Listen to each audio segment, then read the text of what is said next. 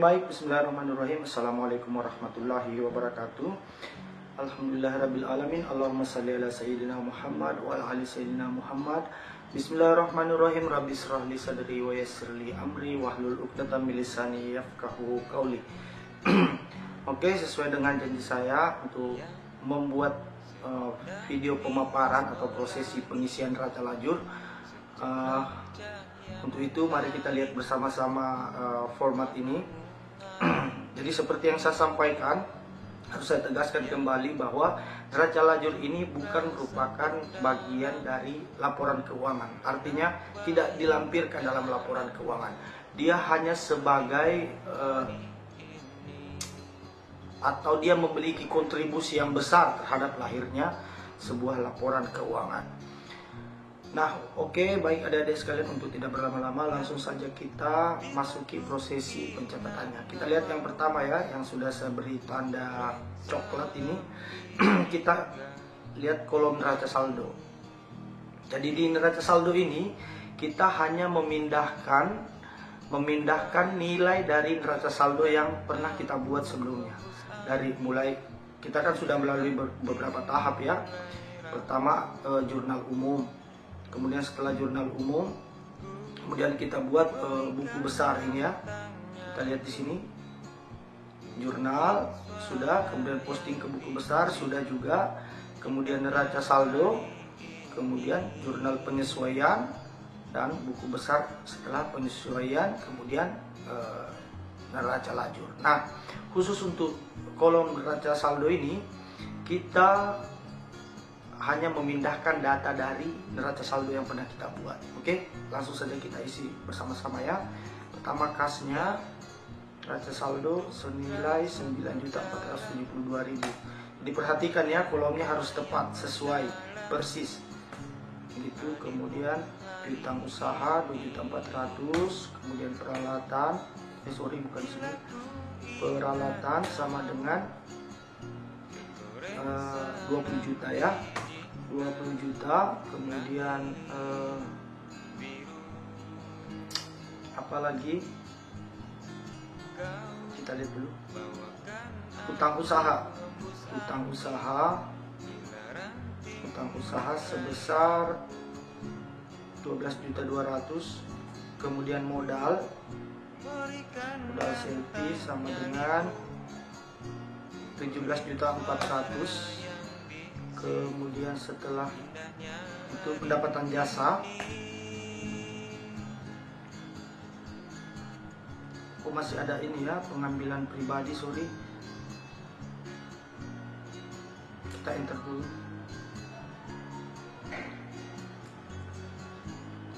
Ada pengambilan pribadi untuk keperluan pribadinya 480.000. Iya, belum pindah ya. Oke, kemudian pendapatan jasa salon ada berapa ini? Ada 10.600.000 ya.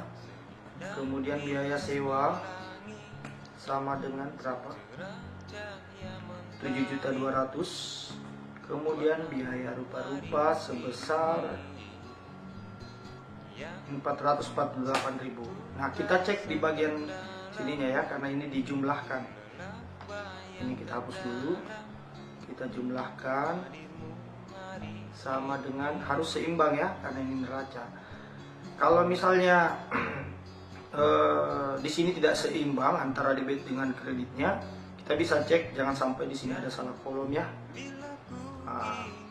Berarti di tahap ini neraca saldonya sudah kelar, kolom neraca saldo. Sekarang kita pindah ke penyesuaian. Kita pindah ke penyesuaian, kita kasih warna ungu ya.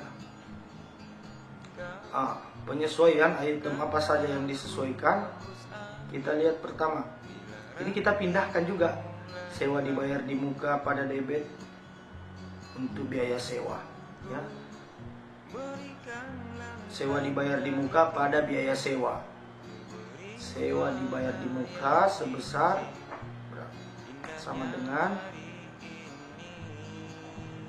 4.800.000 pada biaya sewa di kredit.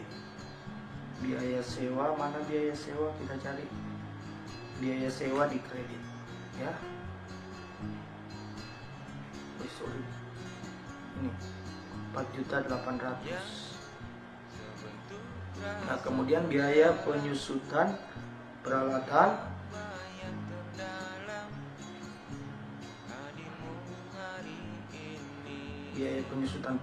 sebesar berapa tadi ya?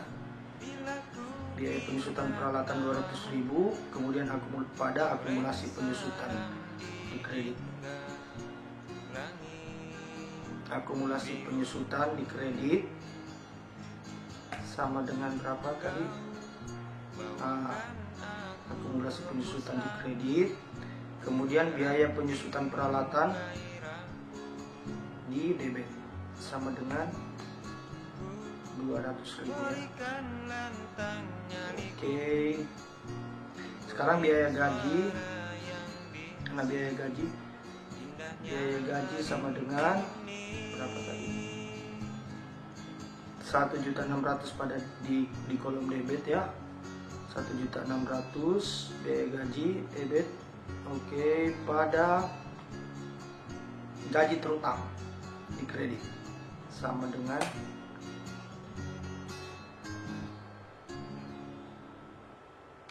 1.600.000. Nah, udah kelar, sudah kelar ya. Semua item yang ada di jurnal penyesuaian sudah dipindahkan dan kita lihat posisinya juga sudah seimbang ya. Berarti sudah kelar untuk jurnal kolom penyesuaian ini. Sekarang kita masuk ke neraca saldo setelah penyesuaian. Ini maksudnya apa? Ini kan sudah ada neraca, namun di dalam neraca ini masih ada akun-akun yang belum real. Nah, karena kita ingin supaya akun-akun itu real, kemudian dibuatkanlah jurnal penyesuaian. Nah, setelah itu, karena sudah dibuat penyesuaian, tentu akun yang ada di sini ada perubahan. Nah, sekarang kita buatkan neraca saldo penyesuaian. Oke, baik, yang pertama ini kita pindahkan ya, 9 juta langsung saja. Kemudian piutang usaha ada 2.400.000 debit ya. Kemudian debit juga ada sewa dibayar di muka 4.800.000. Oke, kemudian peralatan ada 20 juta.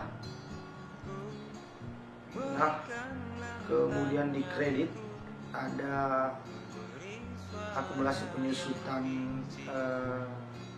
peralatan. Iya. Kemudian 12 juta hutang usaha. Kemudian 1.600.000 gaji terutang.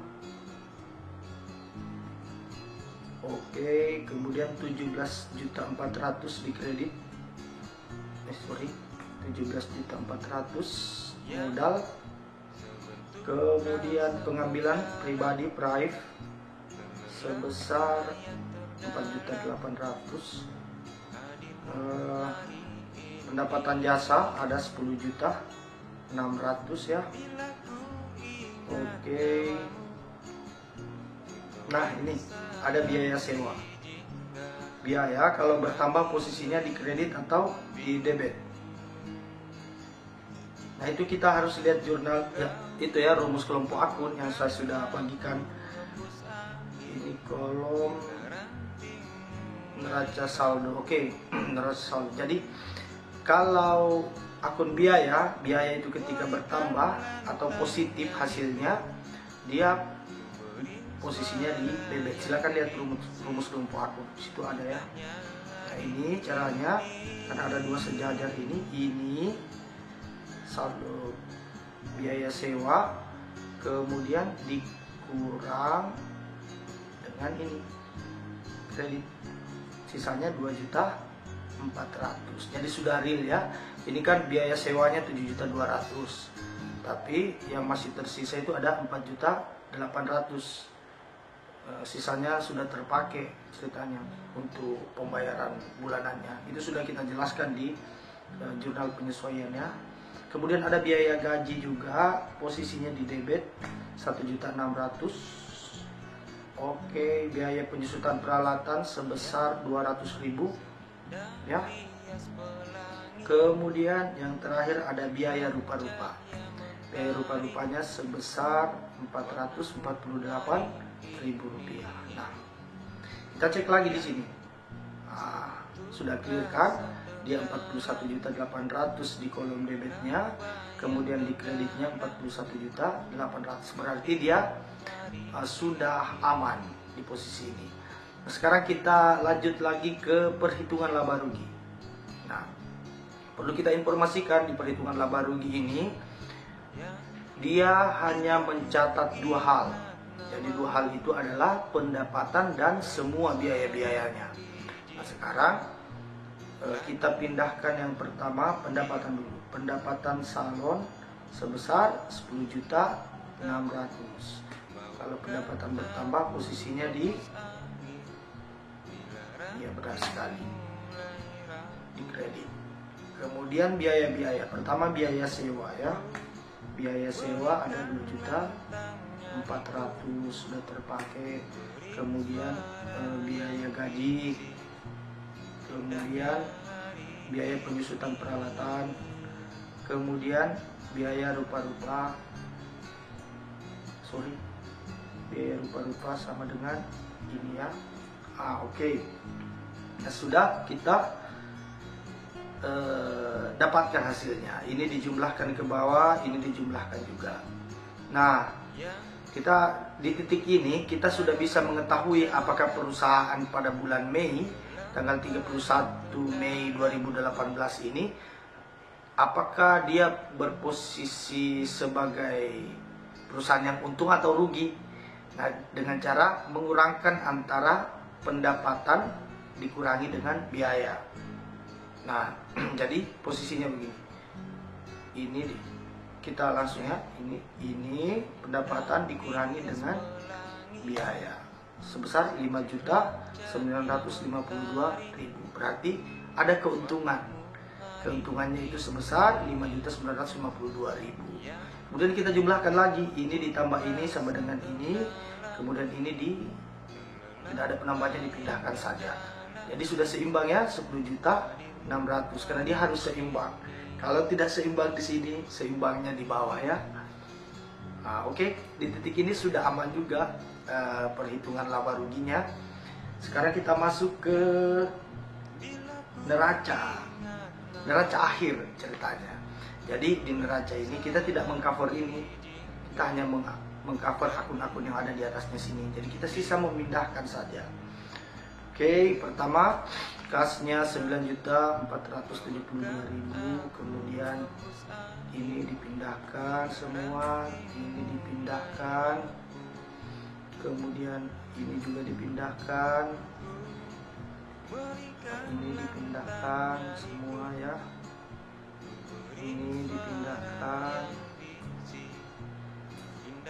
1.600.000. Oke, semuanya dipindahkan 17.400.000. Nah, coba lihat, masih ada satu ya. Ini apa biaya? Oh, pengambilan pribadi.